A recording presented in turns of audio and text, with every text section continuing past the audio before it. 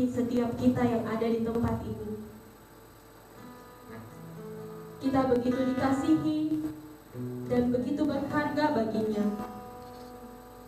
Ia datang di tengah-tengah dunia ini, menjalani hidup di dunia ini, dan ia mati bagi semua kita umat manusia. Karena kasih-Nya kepada kita, dan pada hari ini kita boleh memperingati kembali kenaikan Yesus Tuhan kita yang telah menang, dan ia naik ke sorga untuk menyediakan tempat bagi saudara dan saya, bagi orang-orang yang mau mengikutnya dan setia sampai akhir. Bila pagi hari ini kita boleh membuka mata kita, jantung kita masih berdetak, kita beranjak dari tempat tidur kita, dan ada waktu yang ia berikan untuk berjumpa dengannya secara pribadi melalui waktu-waktu pribadi kita. Bahkan kita boleh bertemu dan menyapa pribadi-pribadi yang kita kasihi. Tiada kasih yang melebihi kasih-Mu ya Tuhan. Terima kasih untuk kesempatan yang baru yang Tuhan berikan bagi kami. Mari jemaat kita bangkit berdiri.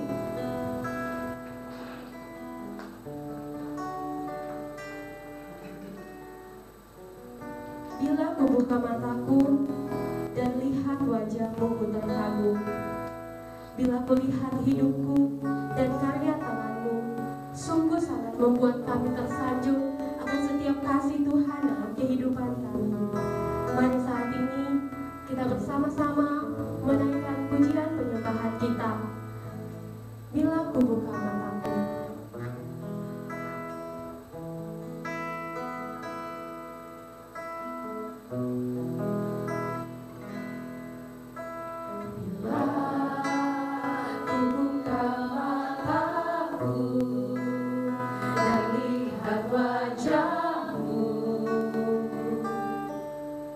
Ku terkagum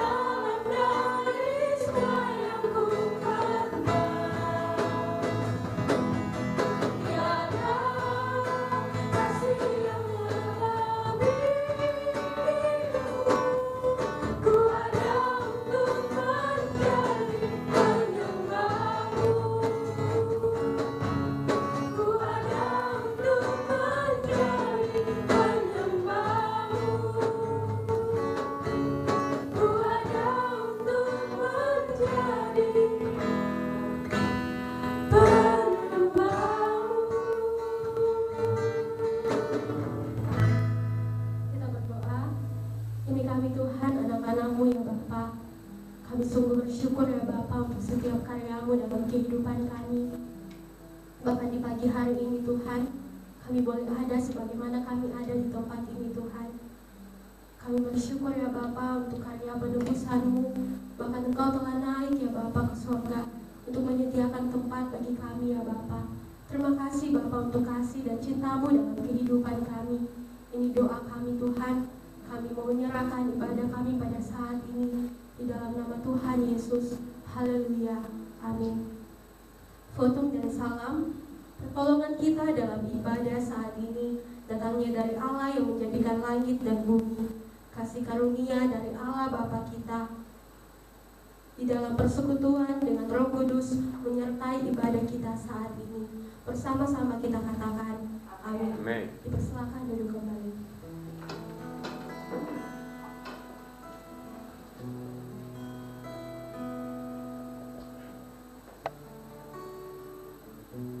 Mari saat ini secara pribadi kita datang mengambil waktu teduh di hadapan Tuhan.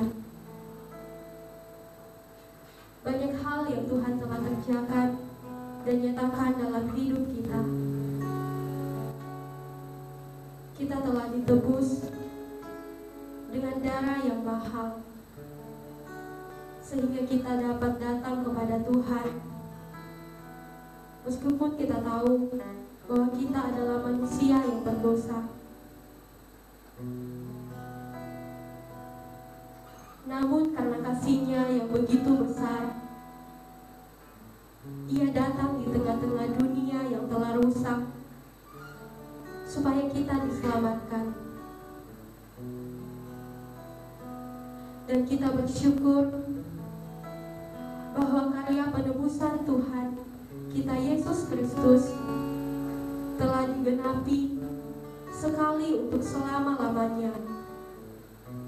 Dan Ia telah naik dan telah menyediakan tempat bagi anak-anak-Nya.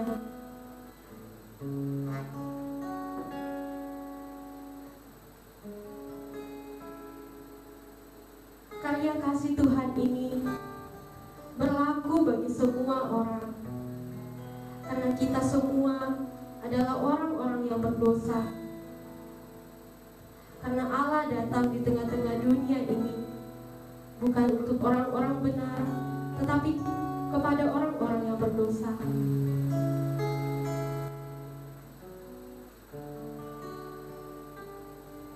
Ketika kita mau percaya dan membuka hati kita untuk menerima Yesus sebagai Tuhan dan Juru Selamat pribadi dalam kehidupan kita, maka Ia akan berkarya dalam kehidupan kita. Mari saat ini secara pribadi kita nyatakan syukur kita kepada Tuhan.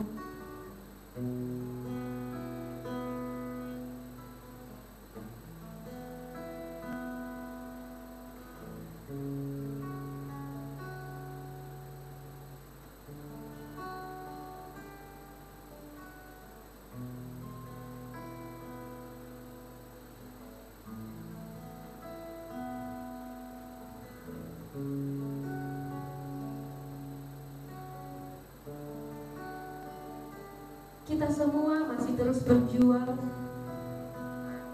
Untuk itu, mari kita tetap setia dan terus berpengharapan di dalam Tuhan.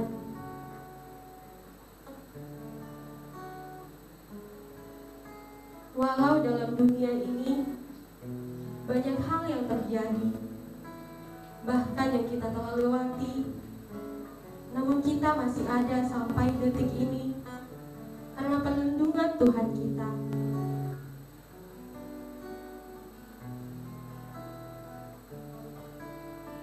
Walau kami harus berjalan dalam lembah kegelapan, perlindungan-Mu ya Tuhan sungguh nyata bagi hidup kami. Mari bersama-sama kita nyanyikan nyanyian yang berkata, Juru Selamatku.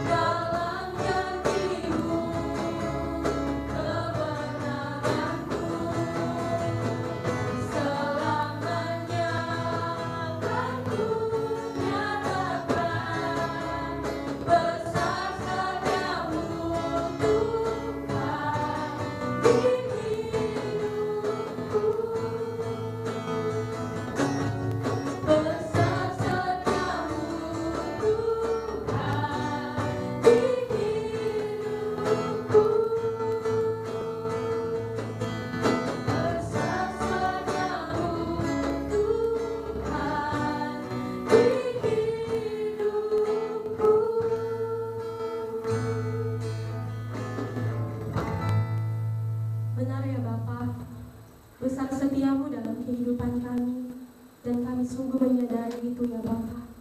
Biarlah ya Tuhan, ketika kami menjalani hidup kami di tengah-tengah dunia ini ya Bapa, kami boleh terus merespon setiap kasih Tuhan dalam kehidupan kami. Meskipun Tuhan kami masih dalam daging ini, tapi kami mau terus berjuang ya Bapa. Terima kasih ya Bapa, Engkau sungguh baik dalam kehidupan kami. Kami mau menyenangkan-Mu ya Bapa, kami mau lebih lagi untuk memuji-Mu Tuhan. Ini doa kami, ini ungkapan syukur kami, yang kami bawa di dalam nama Tuhan Yesus. Haleluya, amin. Ada sukacita? Amin. Ya, mari saat ini jemaat kita bangkit berdiri. Kita akan menaikkan setiap pujian kita kepada Tuhan dengan penuh sukacita. Kita memuji Allah kita yang hidup. Mari bersama-sama kita nyanyikan pujian yang berkata, Ku diberi kuasa.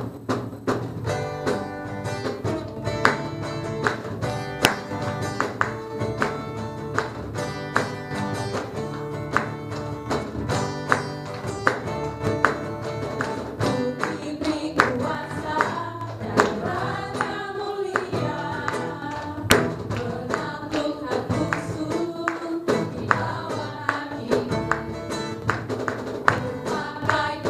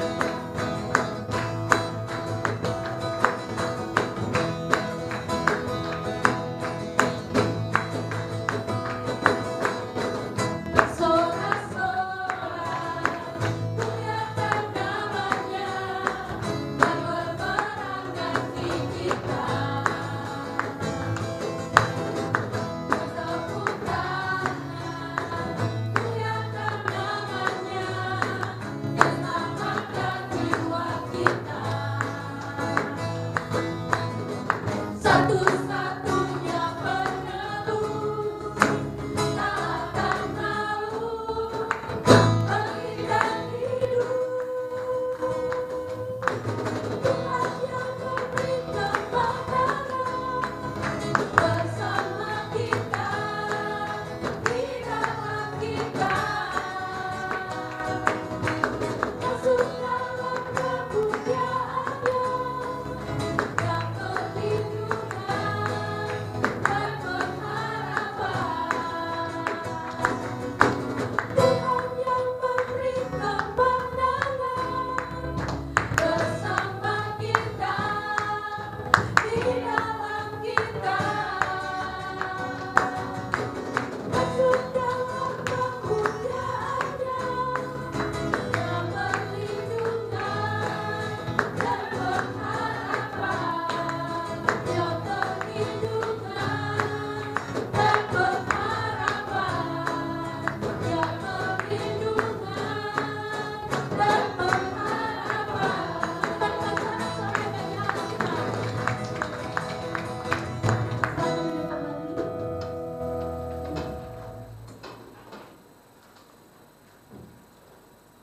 Saat ini kita akan masuk dalam ruang kesaksian bagi saudara-saudari yang rindu untuk menyatakan kesaksiannya melalui pujian.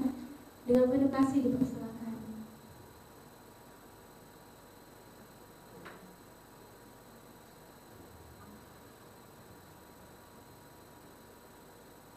Ya, jika belum ada, saat ini kita akan masuk dalam pemberitaan firman Tuhan yang akan dilayani oleh Bapak Gembala. Namun sebelumnya, mari kita nyanyikan pujian yang berkata, bagikan rusa merindukan air.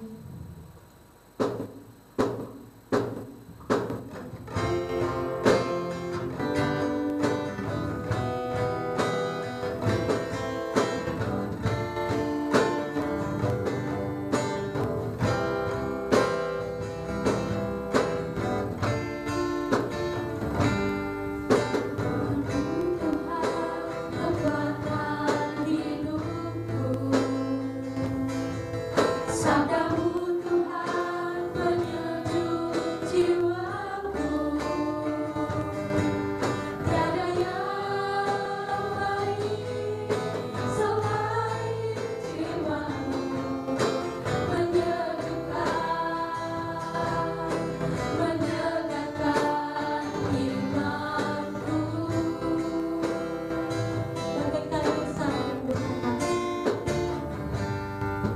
Bagaikan rusa merindukan air, seperti jiwaku merindukan firman-Mu.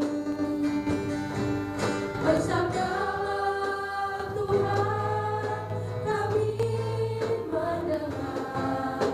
Penuhilah kami, kuasailah kami dengan kuasa Roh-Mu. Ajarilah kami agar memahami menurut firman-Mu sesuai rencana-Mu. Ingatkanlah suara di sekitar kami, agar hanya suara Tuhan yang kami dengar.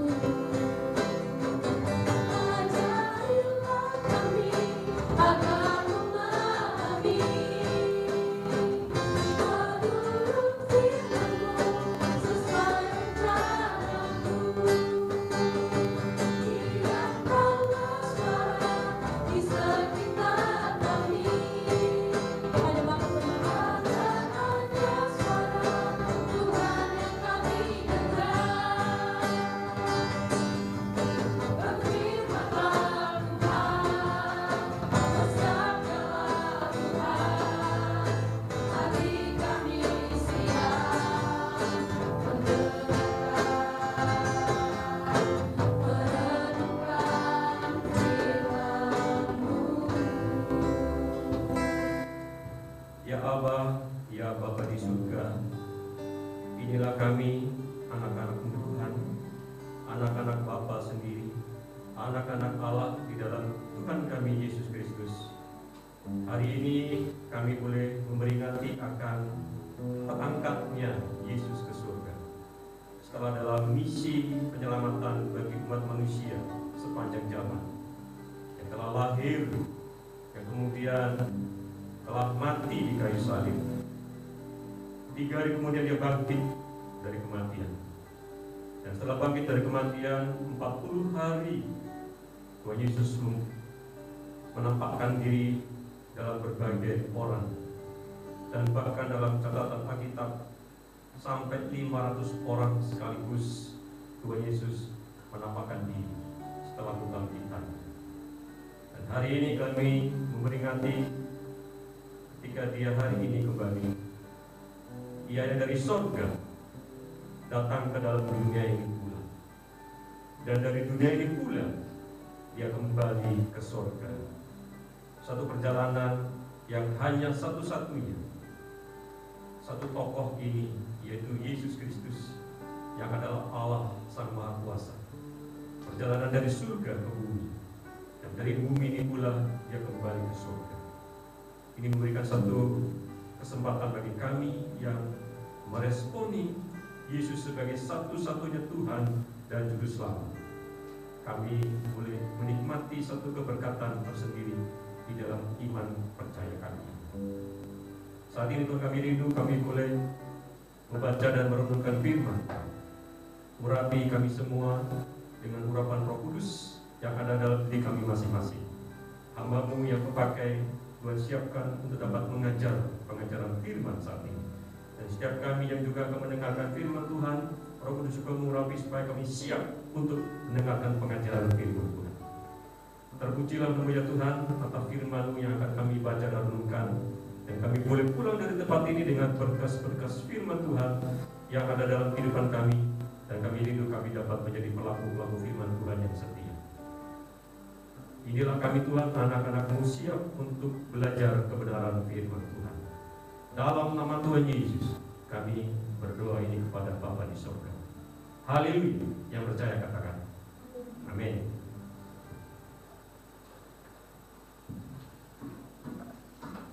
Salam saudara, salam alaikum. Kita bersyukur karena kemurahan Tuhan kita kembali di hari ini untuk kita akan belajar kebenaran firman Tuhan, dan sesuai dengan konteks peringatan kenaikan Isa Al-Masih dalam bahasa kalender kita, kalender Indonesia, dan kita memperingati Yesus terangkat ke surga.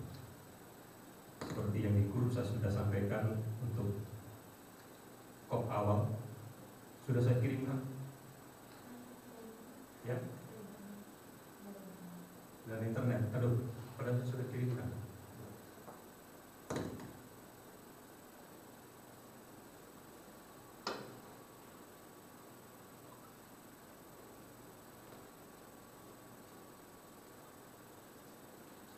Harus bilang-bilang kalau ada internet supaya saya bisa hotspot. Iya, kamu udah kasih kode dari depan. Ya, kasih kode supaya kita peka, karena saya bukan Tuhan. Kalau kasih kode, oh kita sudah tahu kodenya. Kode lagi tidak ada kuota gitu ya. Baik, seperti yang saya sudah share di grup, kita akan masuk dalam satu tema Yesus terangkat ke surga. Kisah Para Rasul 1 ayat 6 dan 11. Mari kita akan melihat bagian firman Tuhan ini, kita akan baca secara bertanggapan. Kisah Rasul pasal 1 ayat 6 hingga yang ke-11.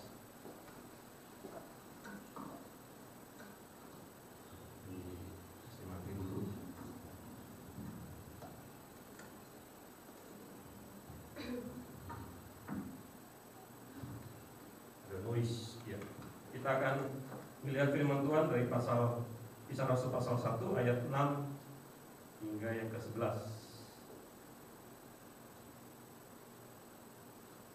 Ya, kita akan baca secara bertanggapan bagian ini. Mungkin tetap yang seperti tadi volumenya. Ya, bas. Kalau saya laki-laki bas besar, kurangi bas. Kalau perempuan tambah bas. Ayat 6, saya dan kemudian saudara melanjutkan ayat yang bernomor ganjil dan kita akan selesaikan di ayat yang ke-11. Kita baca secara bersama. Maka bertanyalah mereka yang berkumpul di situ, Tuhan, maukah Engkau pada masa ini memulihkan kerajaan bagi Israel?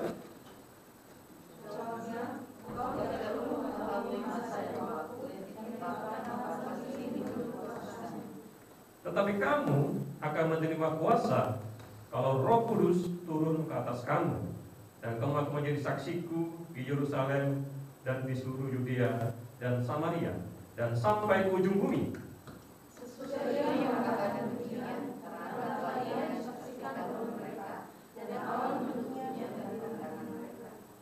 Ketika mereka sedang menatap ke langit, waktu ia naik itu, tiba-tiba berdirilah 2 orang yang berpakaian putih dekat mereka. Sama-sama kita bacakannya. Dan berkatalah kepada mereka, hai orang-orang Galilea, maka kamu berdiri melihat ke langit? Yesus ini yang terangkat ke surga meninggalkan kamu akan datang kembali dengan cara yang sama seperti kamu melihat dia naik ke surga. Terpujilah Tuhan melalui firman Tuhan yang kita sudah baca secara bertanggapan.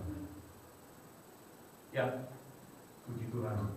Ini sebagai awal salah satu bukti arkeologi tentang peristiwa-peristiwa yang dialami pelayanan Yesus selama di bumi saat itu sudah banyak, dan itu menjadi satu bisnis wisata, dan kita hanya melihat satu monumen yang menjadi satu sejarah, dan di situ didirikan satu biasanya bangunan gereja. Di depan gereja ini dipercaya sebagai tempat kenaikan Tuhan Yesus melalui sejarah lisan di antara mereka, sehingga itu didirikan, dan ini tepatnya di Bukit Zaitun. Bagi peringatan, maka dibuka tempat Yesus naik ke surga disaksikan oleh murid-muridnya saat itu dan juga orang-orang yang lain. Banyak, sampai 120 murid diperingati, dan di sini menjadi satu bukti arkeologi. Next, sebagai pendahuluan, penulis Kisah Para Rasul yaitu Lukas atau Dr. Lukas. Dia orang punya latar belakang eksak, dan salah satu ciri Lukas adalah Injil Lukas mencirikan seorang yang punya latar belakang eksakta. Jadi dia lebih menekankan pada hal-hal tentang suatu peristiwa itu dengan secara teliti dan detail, seperti itu, detail mungkin, karena memang dia punya latar belakang seorang eksakta, jadi seorang dokter. Dan Lukas sendiri sebagai penulis Injil Lukas dan juga Kisah Para Rasul tidak menyertai Yesus sebelum Yesus disalibkan.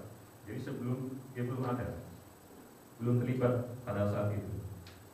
Nah, siapakah Lukas? Menurut tradisi yang lebih tua, yaitu pembentukan naskah yang dari barat, di Kisah Rasul pasal 11 ayat 21, Lukas adalah orang Syria dari kota Antioquia yang sekarang di Turki itu. Kalau begitu, ia berkenalan dengan iman Kristen pertama di kota itu waktu Injil untuk pertama kali secara besar-besaran diberitakan kepada orang-orang non-Yahudi dan kepada jemaat non-Yahudi yang pertama didirikan di Antioquia. Nah, menurut Kisah Rasul 1 ini ayat 6-11, kita akan belajar Yesus terangkat ke surga hanya 2. Yang pertama, yang pertama, Yesus menjawab pertanyaan murid. Ini penting konteks ini supaya nanti ada kaitannya dengan bagian yang terjadi di Israel. Karena ini kaitan dengan bangsa Israel, saya sudah sampaikan. Jadi di khotbah hari Minggu jelas tentang kedatangan Yesus Kristus bagi dunia ini di Bukit Zaitun. Karena konteks di Bukit Zaitun itu bisa diprediksi karena di Wahyu dijelaskan secara detail kapan peristiwa itu akan terjadi. Yang menjadi misteri besar adalah Yesus datang bagi gereja. Karena tiba-tiba saja, oh, kata Yesus itu ada penyakit, wabah dan sebagainya, atau gempa bumi, atau perang. Dan itu sudah terjadi dari sejak mula awal kejatuhan manusia dalam dosa. Ya, terjadi perang sudah jutaan kali perang. Tapi kenapa Yesus belum ada 2 kali? Atau sekarang ini dalam konteks setelah Yesus naik ke surga?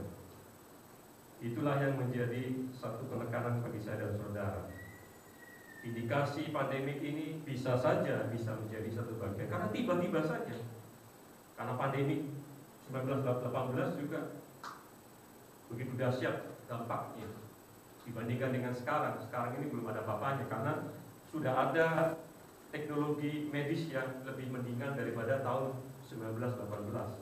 Pandemi influenza itu sekarang yang kita ini, flu itu sudah 500 juta orang terinfeksi seluruh dunia, laporan resmi, dan 50 juta orang meninggal dunia zaman itu. Nah, itu pandemi juga sudah. Eropa dan sebagainya itu kelar ya, waktu itu. Tetapi ini juga ada pandemi. Sudah sekitar 110 tahun yang lalu, kurang lebih, terjadi pandemi di COVID-19. Apakah itu menjadi tanda? Perang juga, Pak. Gempa bumi juga sudah sering kali dalam 100 tahun ini sudah ribuan kali gempa bumi. Itulah yang menjadi penekanan pada bagian ini yang saya katakan. Yesus datang kali yang kedua bagi gerejanya. Itu bisa saja tiba-tiba terjadi. Kapan itu kita tidak tahu. Tidak ada yang bisa tahu. Hanya Allah saja yang menetapkan kapan itu waktunya. Makanya siap-siaga. Tidak ada hal yang perlu kita lakukan tentang kesiagaan ini, karena sudah berkali-kali penyakit, wabah dan sebagainya, berkali perang, gempa bumi, dan peristiwa-peristiwa dasar lainnya sudah berkali-kali terjadi. Kok belum datang juga? Karena di situ jelas kita bisa lihat misteri Yesus datang yang kedua bagi gerejanya. Itu adalah suatu misteri besar. Tidak ada yang bisa tahu. Dan tiba-tiba saja. Dan kapanpun itu bisa terjadi. Jadi siap-siap saja. Mungkin di dalam zaman Anda, mungkin kami berdua ini sesuai urutannya dalam tanda kutip secara umur akan lebih dahulu dikubur. Anda akan melanjutkan kehidupan. Entah mungkin Anda sudah menikah dan punya anak, Anda mungkin masih hidup, anak Anda sudah besar. Mungkin zaman anakmu, atau kalau kami masih diizinkan hidup zaman cucu kami, mereka sudah menikah dan sudah punya anak, kami punya cucu langsung. Kalau cucu ponakan banyak, cucu langsung belum, karena kami belum ada yang menikah. Tapi cucu ponakan sudah banyak, sudah puluhan dari kerabat-kerabat kami. Kita tidak ada yang bisa tahu. Jadi penekanan ini saya harus mengajarkan ini pada saudara. Oh, nanti itu lihat saja nanti gitu. Iya, peristiwa itu mungkin kita tidak ada lagi sudah, karena sudah terangkat sudah.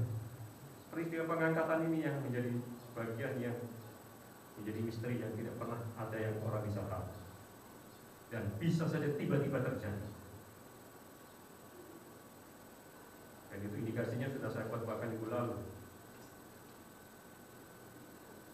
Yang pertama kita akan belajar konteks ini. Yesus menjawab pertanyaan para murid ayat 6-8. Yang pertama, memulihkan kerajaan bagi Israel. Jadi pertanyaan rasul-rasul pada Yesus menunjukkan bahwa mereka masih mengharapkan ditegakkannya kembali kerajaan Israel yang jaya di bumi seperti pada masa Raja Daud dan juga masa Raja Salomo. Itu masa keemasan bangsa Israel sebagai satu bangsa kerajaan.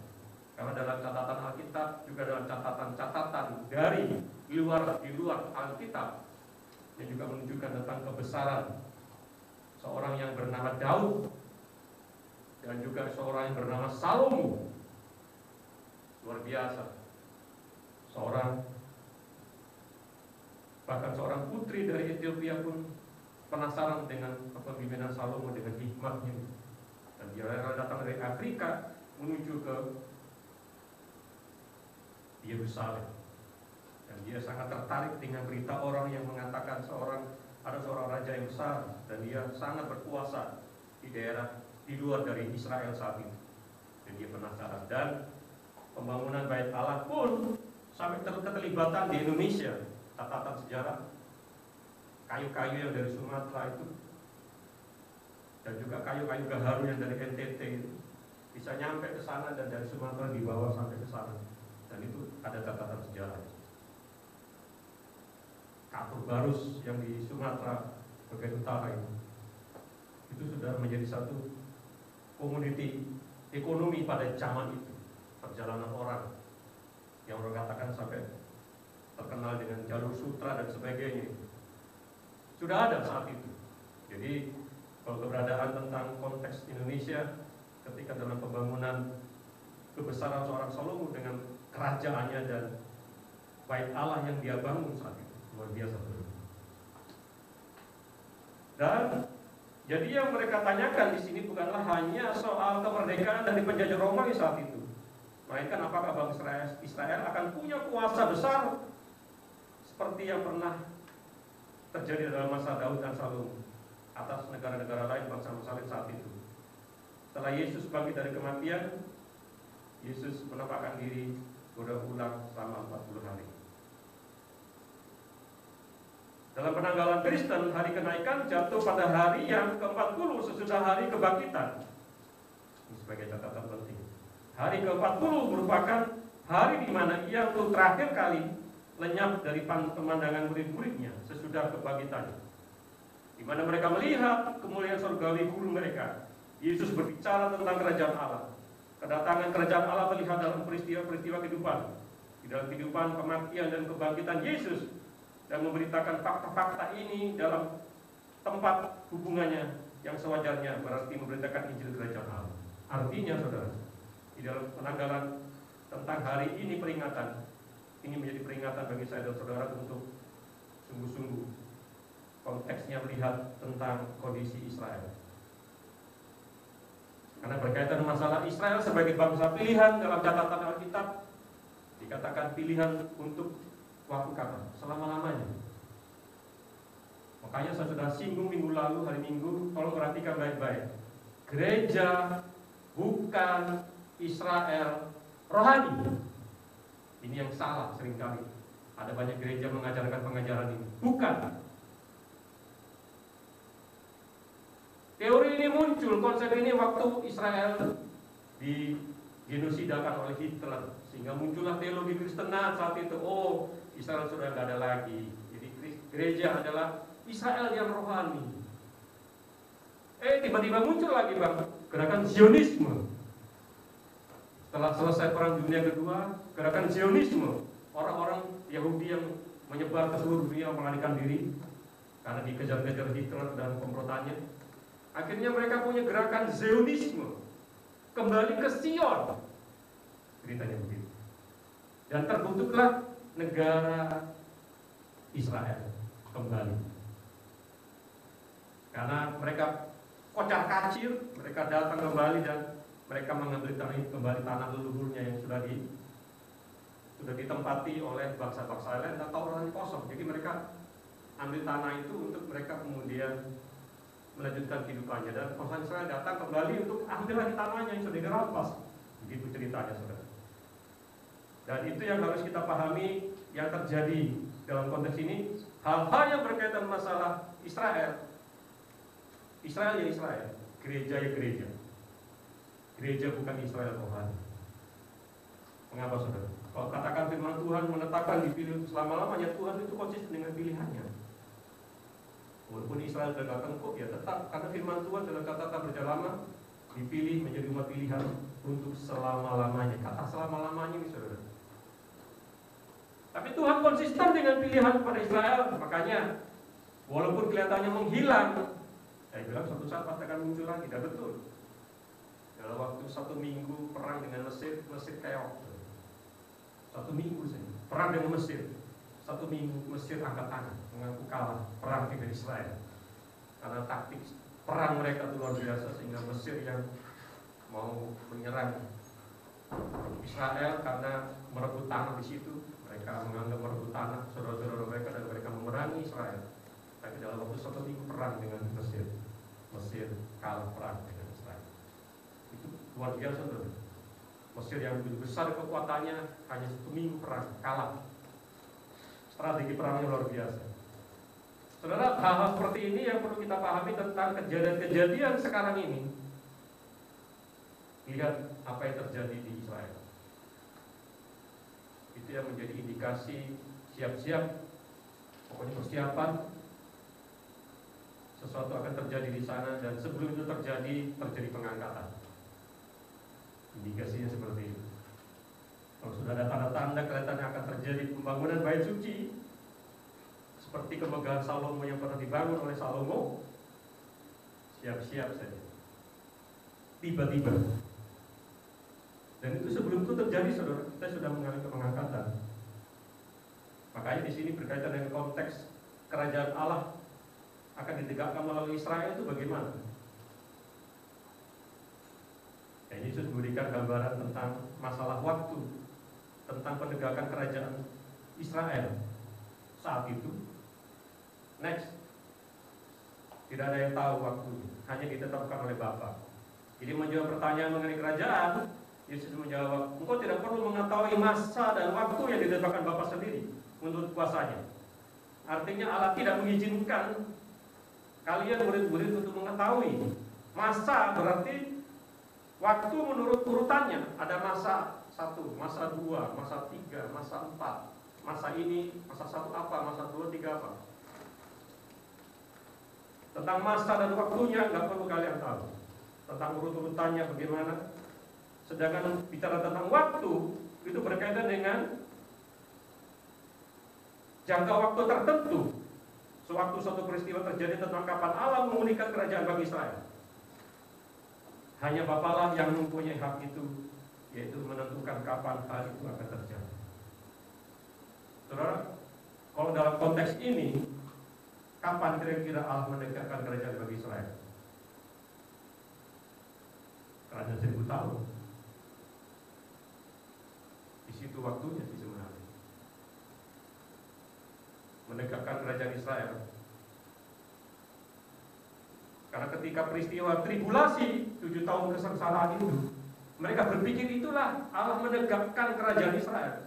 Tapi ternyata Mesias yang mereka angkat telah menipu mereka. Tidak ada penegakan palsu menurut komunitas bangsa Israel saat itu, peristiwa yang akan terjadi. Tapi dalam konteks yang dikatakan dalam konteks ini, menegakkan kerajaan Israel, dan ini adalah atas keputusan Bapa untuk menegakkan kembali. Kapan?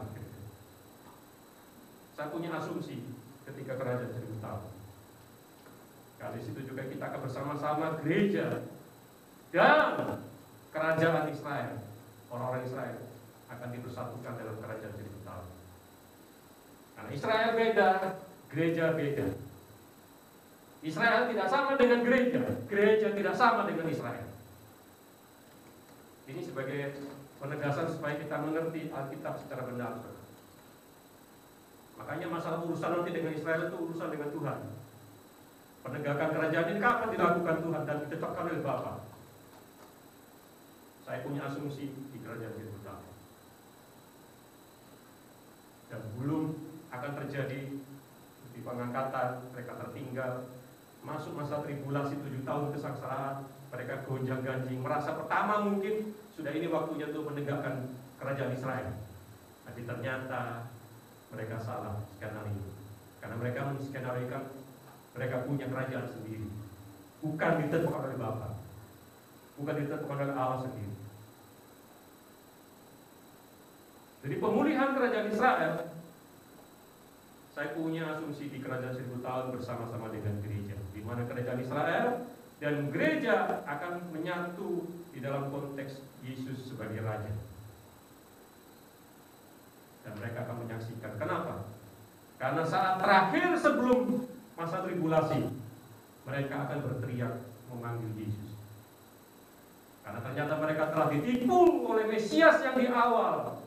Yang mereka anggap Mesias, tapi ternyata antikris. 1 Yohanes mencatat 1 Tapi Kristus ini akan menduduki bait Allah, dan dia akan menyatakan dirinya adalah Allah sendiri. Untuk Yohanes, kalau baca di sini, jelas memberikan gambaran tentang peristiwa yang akan terjadi dengan antikris yang utama ini, yang adalah Mesias yang diangkat oleh bangsa Israel, tapi ternyata telah menghujat Allah. Dan karena mereka menghujat Allah dan mereka dihancurkan oleh antikris dengan kroni-kroninya, orang Israel tidak bisa mampu lagi. Dan akhirnya mereka akan berteriak secara komunitas bangsa Israel, secara komunitas bangsa ini, mereka akan kemudian sepakat bahwa sebenarnya Yesus adalah Mesias yang sebenarnya. Dan mereka akan teriak, Yesus tolong saya, tolong kami. Saat itulah Yesus akan dua kali dalam konteks yang juga terjadi dalam bagian ini, yang dalam bagian sesudah ini nanti kita akan lihat. Saudara, pertanyaan tentang penegakan kerajaan Israel, dan ini dipertanyakan dalam konteks mereka sebagai orang Israel saat itu. Dan ini perlu kita pahami supaya kita bisa memahami tentang konteks yang terjadi saat itu. Maka ketika terjadi peristiwa kenaikan Yesus terangkat pun juga dalam konteks yang kita akan lihat dalam bagian ini. Ini lebih dalam lagi kita akan bisa melihat bagian firman Tuhan ini secara benar. Yang berikutnya, menerima kuasa, menyiratkan mengenai kuasa ajaib, kuasa Roh Kudus. Nanti 10 hari ke depan ini, hari Minggu tanggal 23, kita akan peringati sebagai hari raya pencurahan Roh Kudus. Saya sudah khotbahkan beberapa tahun yang lalu tentang peristiwa Roh Kudus Pentakosta itu hanya 1 kali. Kata pengajaran itu sudah 2 kali di Azusa Street. Yang ketiga katanya di Indonesia, dengan pengakuan seorang hamba Tuhan terkenal di Indonesia. Pentakosta ketiga itu, dan sudah digaungkan dari tahun 2019-2020 yang lalu. Pencurahan Roh Kudus hanya 1 kali, kita akan lihat nanti tanggal 23. Karena peringatan itu akan terjadi pas hari Minggu pada 23 Mei yang akan datang.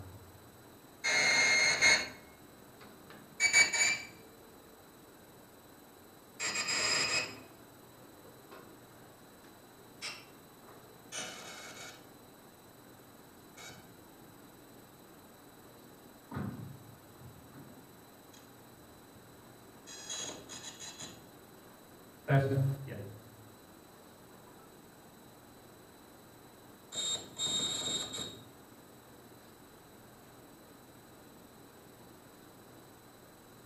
Menerima kuasa karena Roh Kudus dicurahkan, Roh Kudus dianugerahkan saat itu, yang mengagumkan yang akan diberikan kepada murid-murid.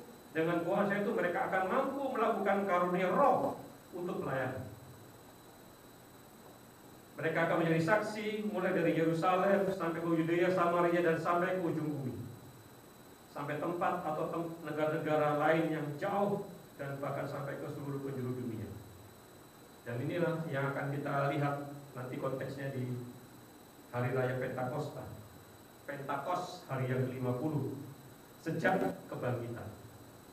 Hari raya ke-50 sejak peringatan turunnya 10 hukum yang diterima oleh Musa. Itu dalam sejarah awal Paskah. Dan kemudian dari sejak mereka keluar dari Mesir, 50 hari kemudian mereka menerima 10 firman Tuhan ini. Itu diperingati sebagai hari raya Pentakos. Pentakos hari yang ke-50 sejak mereka keluar dari tanah Mesir. Kita sudah pernah kajarkan itu supaya kita bisa memahami tentang konteks sejarahnya. Sebagai ilustrasi, banyak hal di dunia ini yang ingin dimengerti oleh manusia, termasuk kekuasaan, kehidupan, dan masa depan para pengikut Tuhan Yesus. Namun manusia mempunyai keterbatasan dalam memahami banyak hal yang akan terjadi dalam kehidupan manusia. Hanya Bapa lah yang mengetahui secara pasti semua keadaan itu. Minggu lalu saya sudah, hari Minggu kemarin saya sudah kutip mengapa ada pernyataan tentang kedatangan Yesus bagi gereja secara organisme. Hanya Bapa saja yang tahu, anak pun tidak. Saya sudah jelaskan hari ini. Anda bisa lihat di YouTube rekaman hari ini yang lalu. Jadi saya cuma memberikan satu penegasan di sini tentang masalah ini. Banyak orang mempertanyakan Yesus kapan datang kedua kali. Dan banyak orang akan mengaku-ngaku Yesus, mengaku-ngaku Mesias untuk memberikan satu. Kalau dikatakan Mesias ada di sana, jangan kau pergi ke sana. Mesias ada di situ, jangan kau pergi ke sana. Yesus juga sudah memberikan peringatan itu ketika dia mengajarkan pengajaran kepada para murid dan orang-orang pada zaman saat itu. Sebagai ilustrasi, saudara,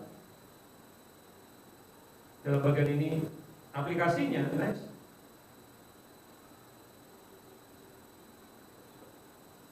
Bagaimana dengan saya dan saudara? Kita juga tidak banyak mengetahui tentang hal-hal yang terjadi dalam kehidupan pribadi ataupun kelompok kita seperti para murid. Itulah sebabnya kita hanya dituntut untuk percaya dan bergantung kepada Tuhan. Sebab kita adalah umat yang lemah dan kita terbatas. Kita hanya perlu bergantung muka kepada Tuhan, karena hanya Dialah yang mengetahui segala sesuatu yang terjadi di dunia ini.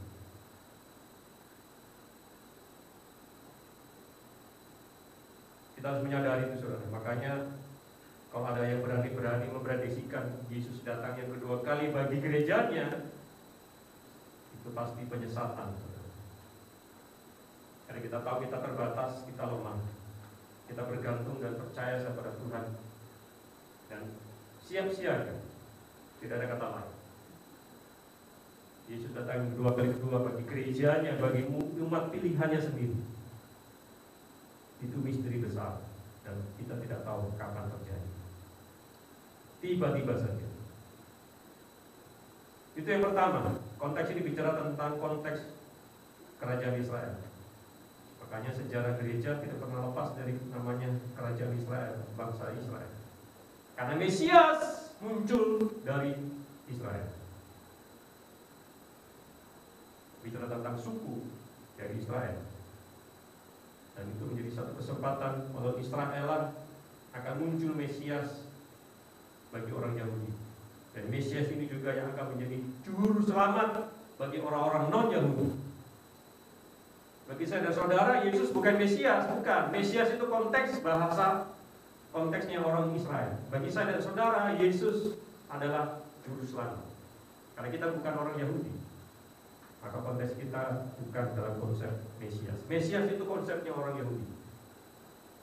Bagi saya dan saudara, Yesus adalah satu-satunya Tuhan dan juru selamat yang telah datang dalam misi penyelamatan umat manusia. Karena manusia tidak mungkin bisa menyelamatkan dirinya sendiri murka Allah, yang sudah menjadi satu keputusan yang mutlak, absolut, infinitif absolut. Dan Tuhan persis dengan keputusannya. Makanya tidak ada jalan lain selain daripada keselamatan adalah kasih karunia. Karena manusia tidak mungkin bisa menyelamatkan dirinya sendiri dengan usahanya, dengan apapun yang dia berbuat. Maka keselamatan itu adalah kasih karunia.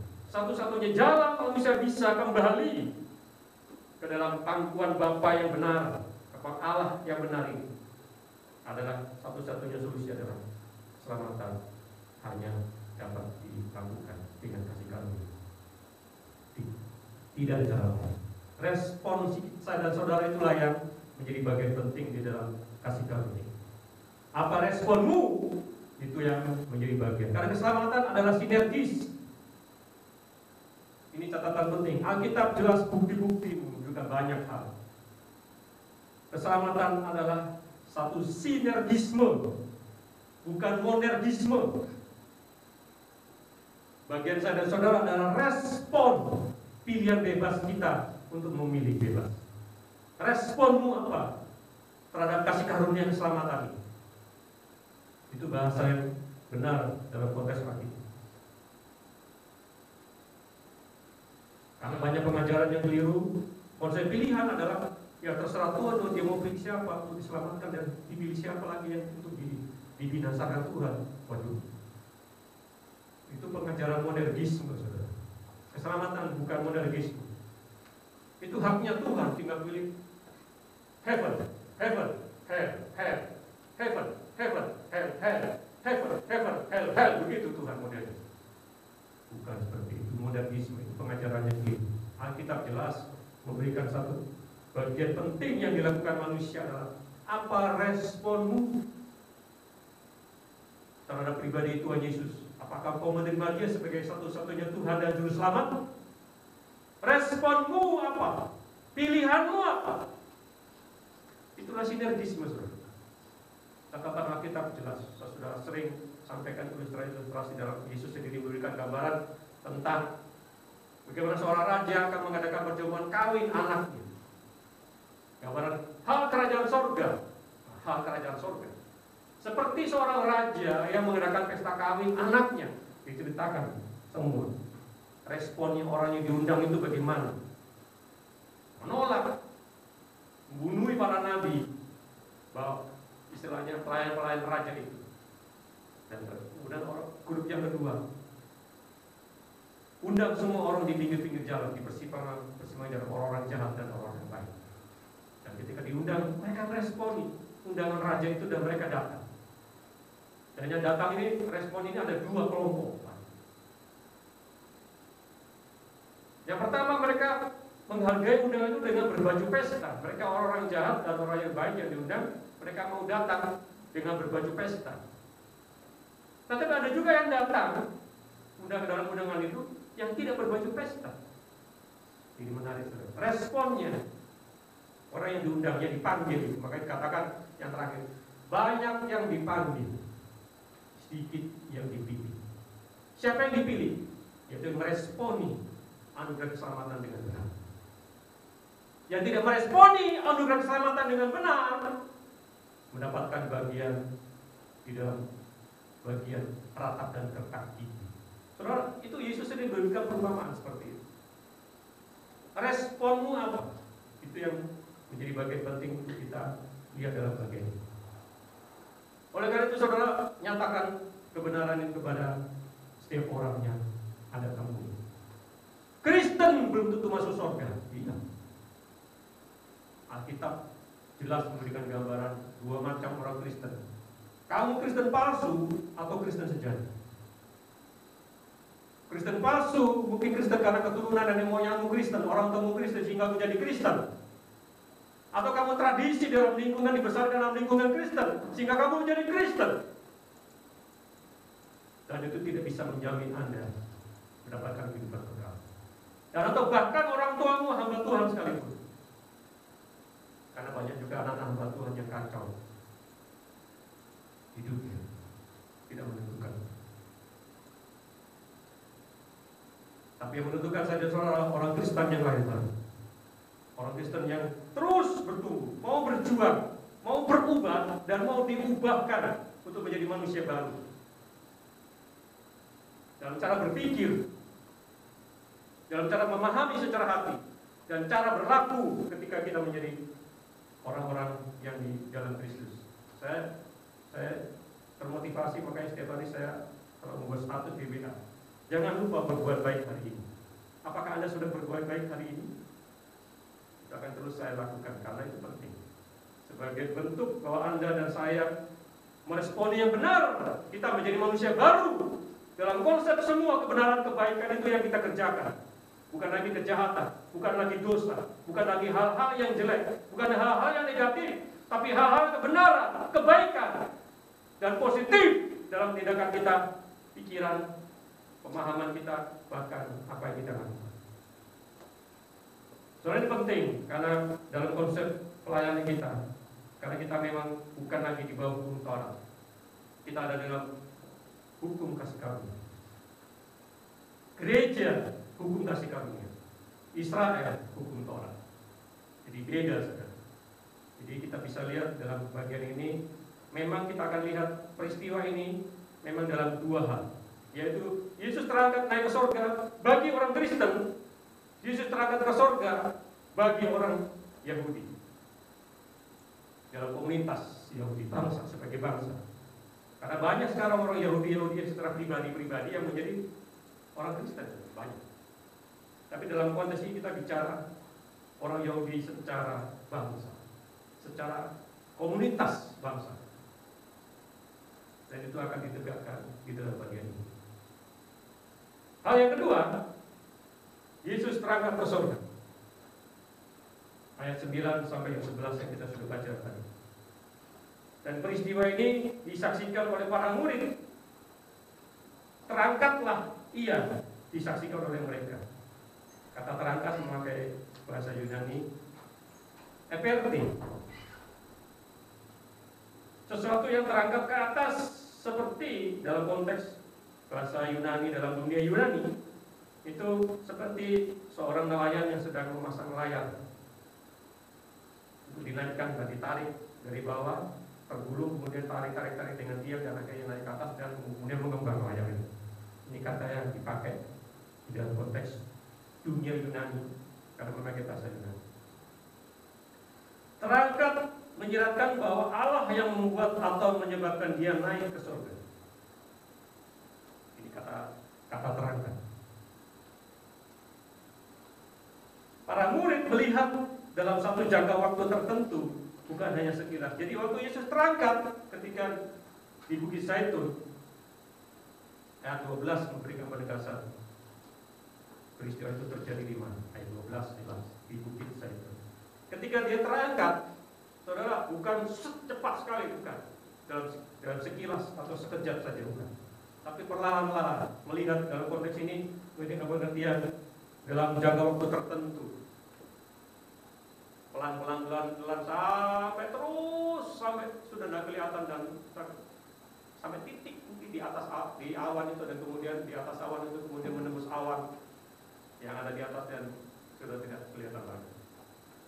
Ini konteks bicara tentang kata terangkat dan juga melihat. Mereka melihat awan menutupinya dari pandangan mereka sampai mereka tidak bisa melihatnya, atau sampai awan itu menghalangi pandangan mereka padanya. Konteks awan sama seperti awan yang menyelimuti kemuliaan Allah dalam perjanjian lama. Itu Keluaran pasal 40 ayat 34, di Raja-Raja 8 ayat 10 sampai 11. Di sementara tolong salah seorang bacakan di Keluaran 40 ayat 34. Ibu Gembala.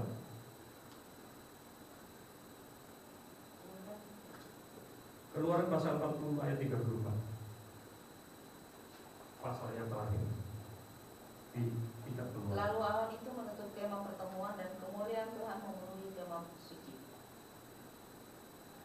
Ini konteks yang kita bicara tentang konteks awan. Next, penampakan terakhir yang Tuhan Yesus yang telah bangkit dan kemudian dia mengucapkan selamat tinggal adalah satu bentuk teofani. Apa itu teofani? Penampakan Tuhan. Ini saya mau tegaskan dulu. Bentuk teofani dengan cara yang sama, barangkali dengan mengutamakan hubungannya dengan masalah awan. Ini bicara tentang awan, bicara tentang konteks Yesus datang yang kali kedua, yang berkaitan dengan gereja. Catatan 1 Tessalonikus pasal 4 ayat 18 jelas. Kita akan menyongsong Yesus di awan-awan. Gereja. Ini konteksnya tentang gereja. Bukit Zaitun kita sudah singgung yang lalu. 4 minggu yang lalu. Itu berkaitan dengan konteks kepada dunia, pada Israel yang Yesus tolong kami. Ketika itu terjadi, maka Yesus dengan saya dan saudara dan juga orang-orang kudus lain akan mengiringi Yesus untuk menghancurkan iblis dan antikris dan kemudian menyelamatkan bangsa Israel di akhir masa tribulasi. Coba baca di Lukas pasal 21 ayat 27, seorang laki-laki yang berkaitan konteks awan di perjanjian baru. Lukas 21 ayat 27, tolong bacakan. Seorang laki-laki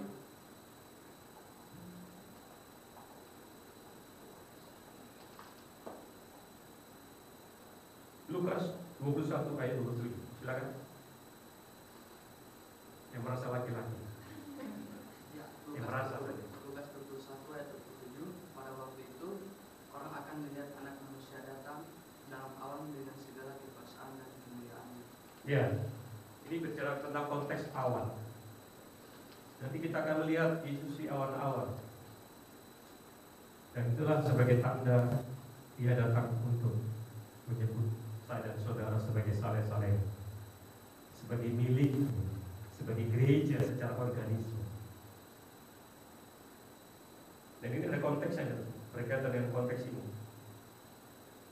Dan kemudian berikutnya pernyataan malaikat. Waktu ia naik, dengan kata yang dipakai adalah Oreno Meno, menghubungkan bagian ini dengan bagian melakukan perjalanan. Waktu dia naik, seperti perjalanan pelan-pelan, dan kemudian akhirnya menghilang di balik awan. Satu perjalanan dari bumi ke surga, ke dimensi dalam catatan Paulus, dimensi langit yang ketiga di 1 Korintus. Pengalaman seorang Paulus ketika dia mengalami pengalaman diangkat sampai ke langit yang ketiga. Langit pertama atmosfer, langit kedua alam semesta, langit ketiga itulah dimensi kekekalan. Jadi dalam perjalanan waktu ia naik, Tuhan Yesus naik menembus langit yang pertama, yaitu atmosfer. Dari atmosfer kemudian ada langit yang kedua, yaitu alam semesta, dengan segala planet-planet dan galaksi-galaksi yang ada. Itu langit yang kedua. Langit yang ketiga itulah dimensi kekekalan. Dimensi kekekalan ini banyak bagian. Di situ orang-orang yang meninggal sejak sekarang ini berada di dimensi kekekalan, menunggu kebangkitan. Dan di situ juga tentang kerajaan sorga dan sebagainya. Itu yang boleh kita tahu. Dimensi kekekalan ini banyak komponen dan bagian yang perlu. Nanti di dalam Wahyu itu ada bagian-bagian yang perlu kita pahami tentang langit tingkat yang ketiga. Dan ini pengalaman Paulus ketika dia pernah mengalami bagaimana rohnya diangkat sampai langit tingkat yang ketiga. Kita tentang kita jelaskan. Dan dalam konteks itu dia masuk dalam yang namanya Firdaus. Langit yang ketiga disebut Firdaus. Firdaus adalah tempat orang-orang yang meninggal di dalam Kristus dan mereka menunggu untuk kebangkitan. Dan itu pengalaman luar biasa yang Paulus alami ketika itu menjadi bagian yang pernah dia alami.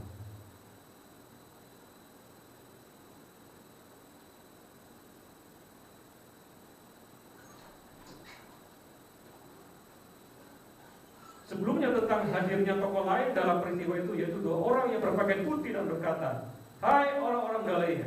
Semua murid memang ada di situ, semua orang dari Galilea kecuali Yudas Iskariot yang sudah bersama dengan mereka itu berasal dari Yudea. Tapi selain daripada Yudas Iskariot, mereka adalah orang-orang Galilea yang dipilih Tuhan untuk menjadi rasul. Next. Yesus yang terangkat ke surga itu akan datang dengan cara yang sama, yaitu di tengah-tengah awan di langit. Ini kita bicara yang lalu tentang Yesus datang yang kedua kali bagi gerejanya, yaitu di awan-awan. Dan sebagaimana dijelaskan dalam bagian tadi di Perjanjian Baru, tujuan Yesus naik ke surga adalah untuk menyediakan tempat bagi orang-orang yang percaya Yesus. Dan Yesus akan datang kembali untuk membawa umatnya ke surga. Yohanes pasal 14 ayat 2-3. Di dalam rumah Bapakku banyak tempat tinggal. Aku pergi ke situ untuk menyediakan tempat bagimu. Yesus pergi untuk menyediakan tempat tinggal. Dalam rumah Bapakku banyak tempat tinggal. Dalam rumah Bapakku banyaklah tempat. Ini bicara tentang lagu itu. Konteksnya pas dalam konteks ini. Yesus menyediakan tempat bagi saya dan saudara. Tempat yang seperti apa? Nah, ini menarik, saudara. Karena nanti di PA lebih bagus ini dijelaskan. Tempat yang seperti apa? Menjadikan tempat bagimu. Mu ini siapa?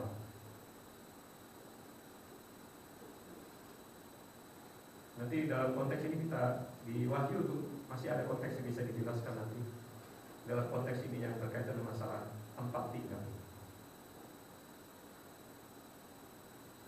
Saudara, peristiwa Yesus terangkat ke surga menjadi satu bagian yang perlu kita pahami untuk kita pada zaman ini. Sebagai ilustrasi, next.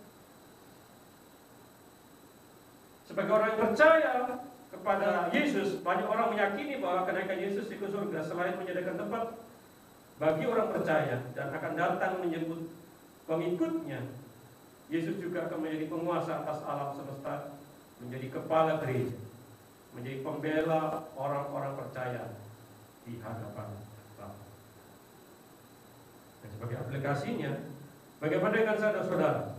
Kita juga harus yakin bahwa Yesus yang naik ke surga akan menyediakan tempat bagi saudara-saudara dan akan menjadi pembela kita di hadapan Bapa, akan menjadi kepala gereja dan akan menjadi penguasa atas alam semesta. Yesus datang kali yang kedua, itulah yang sedang kita nantikan saat ini, menyebut saya dan saudara sebagai gereja yang mati ketika Yesus sebelum dia datang sudah mati, akan lebih dahulu bangkit. Sesudah itu kita yang masih hidup ketika berita itu datang, dalam sekejap kita akan diubahkan dengan tubuh yang baru tanpa melalui kematian fisikal. Itu luar biasa. Dan kita itu terjadi, inilah impian saya dan saudara, inilah kerinduan saya dan saudara ketika peristiwa tentang kenaikan Yesus ke surga. Ya, memang dia harus pergi, karena memang dia berasal dari surga. Dia dari surga datang ke dalam bumi ini pula, dan dari dunia ini pula dia kembali ke surga. Perjalanan tokoh satu-satunya yang pernah melakukannya adalah hanya Yesus Kristus. Tokoh agama manapun tidak pernah mengalami dan menyatakan pernyataan ini. Dan Yesus mengatakan dia melakukan perjalanan dari surga ke bumi, dan dari bumi ini dia kembali ke surga. Dan ketika kembali surga, dia menyediakan tempat bagi saya dan saudara. Dan ini akan kita nikmati ketika dia datang. Bahkan dalam catatan agama Samawi, yang dikatakan dalam konteks agama Samawi sekarang itu 3: Yahudi, Kristen, dan Islam. Saudara, Yahudi Mesias konteksnya, Kristen Juru Selamat sebagai gereja, Islam juga menantikan Imam Mahdi. Ini penting, 3 aras gereja Samawi ini sama-sama menuju pada satu tokoh. Orang Muslim menantikan Isa Al-Masih, yaitu Yesus, sebagai Imam Mahdi. Ini luar biasa, saudara. Dan itu akan menjadi bagian yang penting yang juga akan terjadi dalam dunia ini. Jadi kesempatan ini, mari kita justru kesempatan yang ada untuk kita terus menyatakan kabar baik. Mungkin dalam konsep pelayanan kita menginjili orang Yahudi, juga perlu menginjili orang-orang Islam, karena mereka juga mempercayai Isa Al-Masih yang akan datang kembali. Bagi orang Yahudi menantikan Mesias yang benar. Bagi gereja Kristen, kita akan menantikan Yesus datang yang kedua kali. Sama dengan Muslim juga sedang menantikan Isa Al-Masih untuk datang kali yang kedua. Jadi ini kesempatan bagi kita untuk betul-betul membawa satu konsep pemahaman yang benar tentang kedatangan yang kedua kali ini kepada saudara-saudara kita yang perlu memahami kebenaran. Mereka juga meyakini keyakinan yang sama dengan gereja. Hanya masalahnya mereka memiliki konsep yang berbeda di dalam masalah kedatangan Isa Al-Masih. Bagi saya dan saudara jelas memberikan gambaran siapakah dia. Dia adalah Allah sendiri. Tidak mungkin bukan Allah yang mampu melakukan ini. Maka dikatakan dalam konteks di awal tadi, peristiwa pengangkatan Yesus adalah satu peristiwa teofani. Apa maksudnya? Ini sebagai penutup teofani. Banyak orang tidak memahami dalam konteks ini. Satu peristiwa sama, Theophany akan terangkat dengan tubuh kebangkitannya, dengan tubuh sesuai dengan konteks yang ada, dia terangkat. Demikian juga ketika nanti Theophany ini juga akan kita alami, saudara. Kita akan mengalami yang namanya pengangkatan yang lebih dahulu bangkit dengan tubuh yang baru, tubuh kebangkitan. Dan kita yang masih hidup dalam sekejap akan diubahkan dengan tubuh kemuliaan. Dalam tubuh kemuliaan dan tubuh kebangkitan inilah maka kita akan terangkat. Sama seperti peristiwa Yesus naik ke surga. Terangkat. Peristiwa pengangkatan itulah satu hal yang juga pasti akan kita alami. Amin. Terangkat, saudara, dengan tubuh yang baru, tidak masalah. Kok bisa? Iya, Tuhan punya kuasa untuk melakukan itu, mengapa tidak? Ada videonya sebenarnya, juga nggak bisa diputar ya, agak susah karena agak berat. Tapi menolong kita untuk bisa melihat tentang peristiwa pengangkatan. Yesus terangkat ke surga dengan tubuh kebangkitan. Saya dan saudara juga akan terangkat dalam pengangkatan dengan tubuh kebangkitan dan atau tubuh kemuliaan yang baru. Dan disinilah menjadi kesempatan saya dan saudara betul-betul memaknai apa sih kita peringati kenaikan Yesus ke surga. Karena kenaikan ini juga yang akan memberikan jaminan kepada saya dan saudara untuk juga akan mengalami yang namanya terangkat, menyongsong Yesus di angkasa, di awan-awan ini. Dan kita akan selama-lamanya menikmati satu kehidupan yang kekal bersama Tuhan. Amin. Mari kita berdoa. Mohon kesediaan untuk Guru Rois mengucap syukur firman Tuhan. Kita berdoa. Kami berterima kasih kepada Tuhan untuk kesempatan pada hari siang hari ini. Kami boleh berdoa Tuhan. Kami berterima kasih Allah juga untuk kesempatan kami boleh menikmati hari di mana kami dan yang tidak sekedar peristiwa saja. Dan ini bisa menjadi hubungan bagi kami atas hari Allah atas Tuhan. Ini doanya adalah nama Yesus Kristus berdoa. Amin. Amin.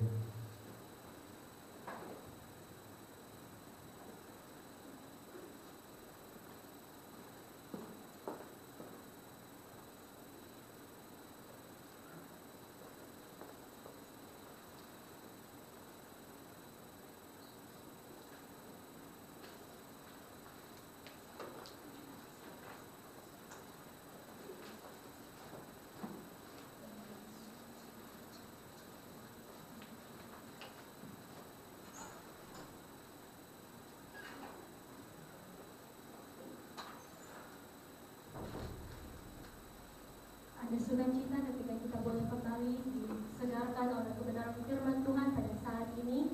Saat ini kita akan merespon firman Tuhan dan kita juga akan memberikan tanda ungkapan syukur kita kepada Tuhan sambil puji persembahan dijalankan. Kita nyanyikan pujian yang berkata segala pujian dan syukur.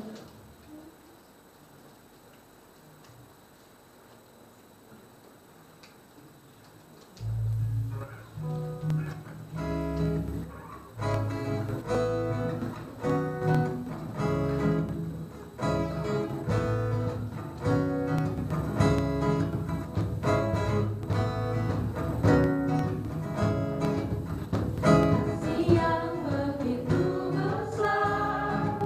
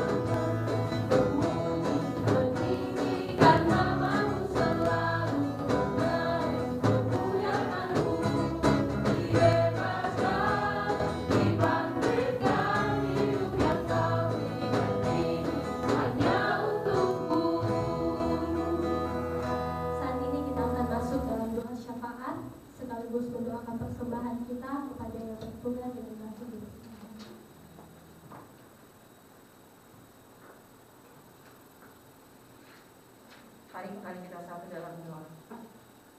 Hari ini Tuhan kami merayakan dan memperingati hari kenaikan Kristus Yesus sebagai jaminan juga bagi kami bahwa suatu ketika ya Allah kami akan mengalami ini. Terima kasih untuk semua hal yang sudah Tuhan kerjakan dalam hidup kami, terutama kebenaran-Mu yang terus mengingatkan kami, terus mempersiapkan diri setiap waktu, karena kami tidak pernah tahu kapan Tuhan datang. Tuhan, terima kasih untuk kebenaran. Terima kasih untuk ibadah hari ini ya Allah. Dan kami berdoa secara khusus Tuhan, kami telah menyatakan ungkapan syukur kami melalui persembahan. Biarlah setiap apa yang kami beri ini Tuhan, Engkau memberkati dan mengelola dengan benar, dan semuanya untuk hormat kemuliaan bagi nama-Mu. Di kesempatan pagi hari ini juga Tuhan kami berdoa untuk saudara-saudara kekasih kami yang merayakan hari kemenangan mereka hari ini. Engkau juga memberkati mereka ya Allah. Biarlah mereka tetap mengikuti seluruh sistem protokol kesehatan secara global, supaya mereka juga terhindar dan mereka juga tetap menjaga diri. Demikian pun kami Tuhan, di seluruh dunia saat ini memperingati tentang hari kenaikan Yesus Kristus. Biarlah semua kami Tuhan mengerti bahwa ada satu gelombang virus yang tidak kelihatan oleh mata kami, tapi itu nyata, supaya kami sungguh-sungguh menyadari untuk terus menerapkan protokol kesehatan demi kepentingan pribadi kami dan juga orang lain. Dan Tuhan, dengan keadaan ini Bapa, kami juga menjadi pribadi-pribadi yang taat kepada wakil Allah yaitu pemerintah kami. Terima kasih Tuhan, kami juga berdoa di kesempatan pagi hari ini untuk saudara-saudara kekasih kami yang mengalami duka yang dalam oleh karena perlakuan orang-orang yang tidak bertanggung jawab di Nampung. Tuhan, kami menyerahkan mereka ke dalam tangan kasih-Mu ya Allah. Engkau hiburkan mereka, Engkau kuatkan mereka Tuhan. Dan satu hal yang kami minta pagi hari ini kepadamu ya Tuhan, orang-orang yang melakukan Engkau jamah hatinya, Engkau ubahkan hatinya ya Allah, sehingga dari hal yang tidak memuliakan Engkau, mereka dapat mengenal Engkau sebagai Tuhan dan Juru Selamat secara pribadi, dan mereka mau menjadi militan di dalam Kristus untuk menyatakan Injil Kristus ya Allah. Tuhan, kami memohon kepadamu, ampuni mereka, ampuni juga apa yang mereka lakukan. Dan Tuhan, untuk keluarga yang mengalami duka ini, Tuhan berikan mereka kekuatan penghiburan ya Tuhan. Sebab Engkau sumber kekuatan penghiburan bagi setiap kami. Dan setiap orang-orang yang ada di sekitar sana Tuhan, yang mungkin mengalami tekanan, mungkin mengalami ketakutan ya Allah, bahwa mereka Tuhan, bahwa Engkaulah Allah sang pemelihara itu, Engkaulah Allah sang penolong itu, Engkaulah Allah sang pendamping kehidupan kami. Tuhan, kami menyerahkan setiap pribadi ke dalam tangan kasih-Mu Tuhan. Dan juga mereka terus diberi hikmat bijaksana untuk melakukan segala tugas tanggung jawab mereka, baik sebagai yang hidup sebagai petani, yang hidup sebagai karyawan, ataupun sebagai ASN yang ada di sana, supaya mereka terus saling menjaga, terus saling waspada satu dengan yang lain, dan terlebih ya Allah, terus bersandar kepada kekuatan yang dahsyat di Yesus Kristus. Terima kasih Tuhan. Pada kesempatan pagi hari ini juga Tuhan, kami berdoa untuk pemerintah kami. Tuhan, kami memohon hikmat bijaksana-Mu ya Allah, limpahkan kepada pemerintah kami, mulai dari pusat sampai ke daerah, terutama untuk penanganan mudik dan juga balik nanti ke wilayah tempat kerja mereka masing-masing. Kami berdoa untuk para penanggung jawab keamanan Tuhan, polisi, tentara, Satpol PP, perhubungan ya Tuhan, bahkan juga lingkup kesehatan. Kami memohon kepada-Mu, berikan mereka kekuatan, berikan mereka hikmat, berikan mereka kesehatan, berikan mereka tanggung jawab ya Allah, sehingga mereka sungguh-sungguh menjadi pribadi-pribadi yang militansi mengerjakan tugas tanggung jawab panggilan mereka untuk menangani setiap lapisan masyarakat yang kadangkala Tuhan mereka tidak peduli dengan keadaan sekeliling. Kami mohon supaya Engkau Tuhan yang memberikan mereka kekuatan, kesehatan, dan berkati mereka hari ini, baik yang merayakan Idul Fitri Tuhan maupun yang tidak, supaya tetap mereka diberikan hikmat, mereka diberikan sukacita untuk mengemban tugas yang masih akan mereka kerjakan, mulai dari kemarin tanggal 6 sampai pada tanggal 17, bahkan sampai seterusnya ya Tuhan. Dan kami berdoa Tuhan untuk saudara-saudara kekasih kami yang menangani bagian kesehatan, para medis ya Allah, kami berdoa supaya terus mereka diberikan kekuatan kesehatan. Engkau memproteksi mereka ya Allah, sehingga mereka bekerja Tuhan dengan kasih dan dengan kesabaran yang berasal dari Tuhan untuk menangani pasien, baik yang terinfeksi corona maupun yang penyakit yang lain ya Allah. Tuhan, kami tahu bukan pekerjaan yang mudah, karena selain mereka juga harus menjaga hidup mereka juga harus menjaga orang lain, bertanggung jawab untuk tugas pelayanan yang mereka emban. Terima kasih Tuhan, kami menyerahkan semua ini ke dalam tangan kasih-Mu. Biarlah mereka sungguh-sungguh Tuhan tetap mengandalkan Engkau. Begitupun kami sebagai jemaat, sebagai masyarakat, sebagai warga negara dari bangsa ini. Tuhan, tolong kami supaya kami juga tetap mengambil bagian untuk memutuskan daripada virus corona ini dengan tetap menjaga protokol kesehatan ya Allah. Sebab semua ini Tuhan bisa terlaksana oleh karena kesadaran kami, karena kepedulian kami atas hidup ini dan kehidupan orang lain. Tuhan, tolong kami supaya virus ini bisa diputuskan penyebarannya karena adanya kesadaran di antara kami. Terima kasih Bapa, kami juga mau berdoa pada kesempatan pagi hari ini Tuhan untuk para hamba-hamba Tuhan, baik itu sebagai gembala, sebagai guru Injil, sebagai guru agama, sebagai misionaris, sebagai penginjil-penginjil dimanapun mereka berada hari ini Tuhan, yang mungkin sakit secara fisik, yang mungkin juga sementara mengalami karantina karena terinfeksi. Tuhan, kami meminta kepadamu di dalam nama Tuhan Yesus, Engkaulah Allah Tuhan kami. Biarlah Engkau juga Tuhan yang akan memberikan kekuatan, memberikan penghiburan, memberikan tepangan ya Tuhan, terutama saudara-saudara yang ada di dalam misi ya Allah. Siapapun mereka, baik itu bermisi oleh karena panggilan, bermisi oleh karena profesi, kami sungguh menyerahkan mereka ke dalam tangan kasih-Mu. Terima kasih Tuhan. Kami berdoa juga untuk para jana, yatim piatu, fakir miskin, anak-anak jalanan, orang yang mengalami gangguan kejiwaan ya Allah, orang-orang yang mengalami keterbelakangan mental, orang yang cacat secara fisik yang mungkin hari ini menganggap dirinya mereka tidak berharga. Tuhan, kami berdoa di dalam nama Tuhan Yesus, dampingi mereka ya Allah, dampingi mereka ya Tuhan. Biarlah mereka menyadari bahwa apapun keadaan mereka tetap berharga di hadapan-Mu. Apapun situasi yang mereka alami hari ini, Yesus sanggup untuk membuka hal-hal yang luar biasa bagi hidup mereka, sehingga mereka bisa memandang hidup mereka sebagai hidup yang dahsyat dan luar biasa. Terima kasih Tuhan. Ketika mereka mengalami kekurangan dalam hal finansi, Tuhan, Engkau tidak kekurangan cara untuk mencukupkan bagi mereka. Terus ajar mereka terus mengimani cara Tuhan bekerja ya Allah. Terima kasih Tuhan yang bergumul dengan pekerjaan, yang bergumul tentang tatanan hidup masa depan, yang bergumul dengan bagaimana mentransformasi karakter, yang bergumul tentang keterikatan tertentu, yang bergumul tentang pasangan hidup, yang bergumul tentang tempat tinggal dan berbagai macam hal yang mereka gumuli. Tuhan, Engkau Allah yang tetap hidup, Engkau Allah yang tidak pernah tertidur. Kami meminta kepadamu di dalam nama Tuhan Yesus, nyatakan kuasa-Mu, nyatakan kasih-Mu bagi mereka, sehingga mereka tidak tertekan oleh pergumulan itu, tapi mereka tetap bersuka cita untuk melihat bagaimana Tuhan bekerja dengan cara Tuhan yang dahsyat luar biasa. Terima kasih Bapa, terpujilah Engkau Allah kami. Kami menyerahkan untuk seluruh lingkup ruang hidup kami ke dalam tangan kasih-Mu. Engkau memberkati Tuhan, berkati studi kami, berkati tempat tinggal kami, berkati orang tua kami yang mungkin jauh dari kami, berkati pekerjaan, berkati kami untuk membangun relasi dengan orang lain. Dan terlebih di atas semuanya itu ya Allah, kami meletakkan kerinduan kami untuk tetap membangun relasi secara intim dengan Engkau, karena itu yang akan menentukan siapa kami, itu yang akan menentukan karakter kami untuk berjalan di tengah-tengah dunia ini. Terima kasih Tuhan, ini doa kami, ini permohonan kami. Biar Engkau menjawab sesuai dengan waktu dan kehendak-Mu. Jadilah seperti yang Engkau kehendaki. Di dalam nama Tuhan Yesus yang telah mengajar kami berdoa. Bapa kami yang di surga, kuduskanlah namamu, datanglah kerajaan-Mu, jadilah kehendak-Mu di bumi seperti di surga. Berikanlah kami pada hari ini makanan kami yang secukupnya, dan ampunilah kesalahan kami, seperti kami juga mengampuni orang yang bersalah kepada kami. Dan janganlah membiarkan kami dalam pencobaan, tetapi lepaskanlah kami daripada yang jahat, karena Kau yang punya kerajaan dan kuasa dan kemuliaan sampai selama-lamanya. Amin.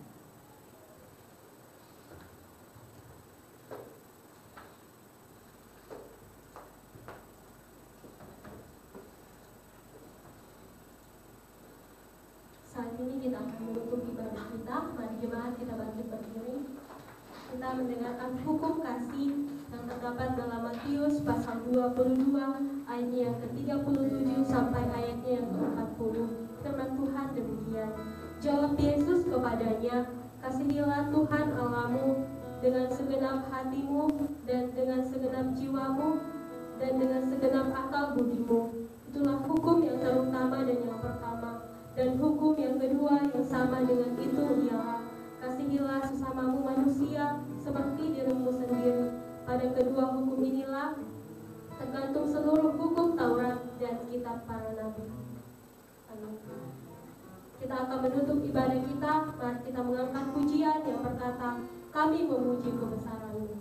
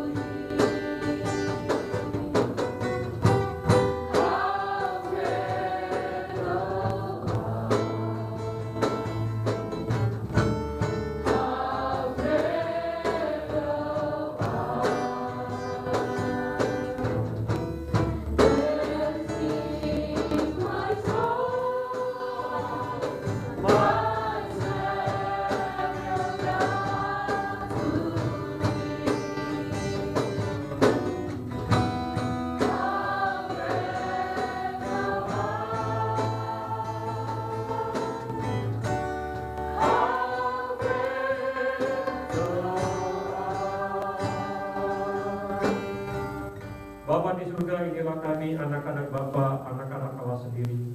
Kami bersyukur Tuhan di dalam kesempatan yang Kau masih berikan kepada kami untuk boleh ada di hari ini, di hari yang terbaik, di hari yang kami syukuri, kami boleh diberikan kesempatan untuk memperingati terangkatnya Yesus ke surga setelah kebangkitan.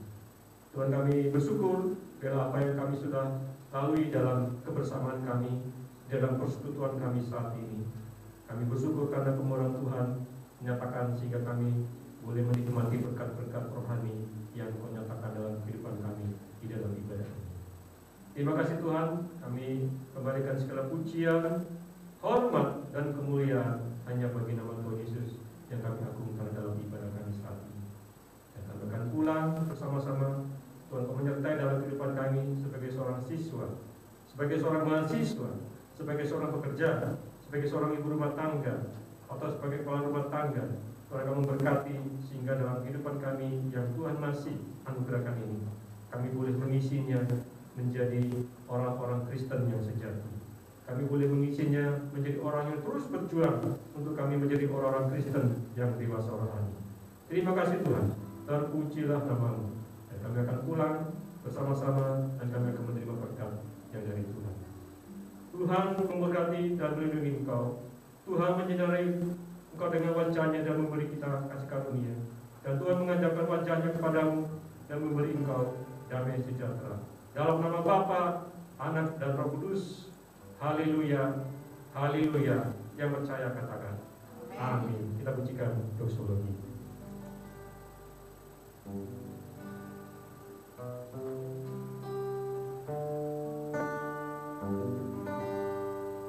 Puji Allah Bapa Putra, puji Allah Roh